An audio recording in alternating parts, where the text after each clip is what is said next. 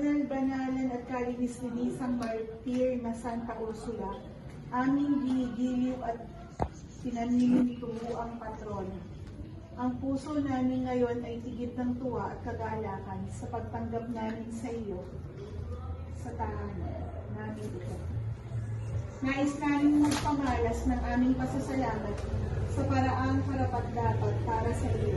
Dahil dito, tinatalaga namin ang aming sarili sa banal na paglilingkod sa iyo.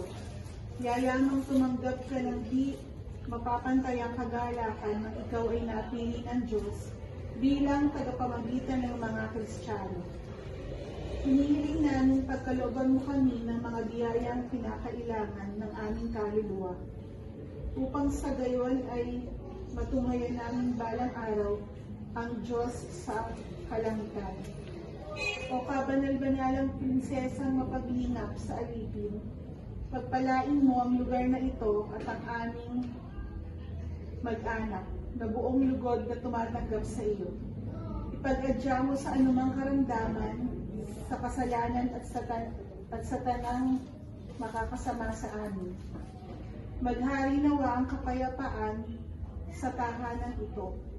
Ang banal at matamis na kapayaang pinangangaral mo sa pamagitan ni Kristo, kasama ng Espiritu Santo, magpasawalang hanggan. Amen.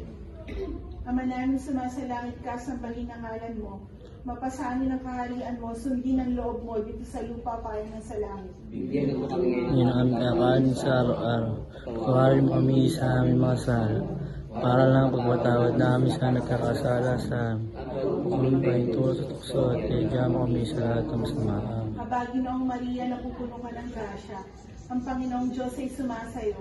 Bukod kang pinagpala sa babaeng lahat at pinagpala naman ang iyong anak na si Jesus. Santa Maria, Ina ng Diyos, ipanalangin mo kaming kasalanan, ngayon at ang aming kamatayan.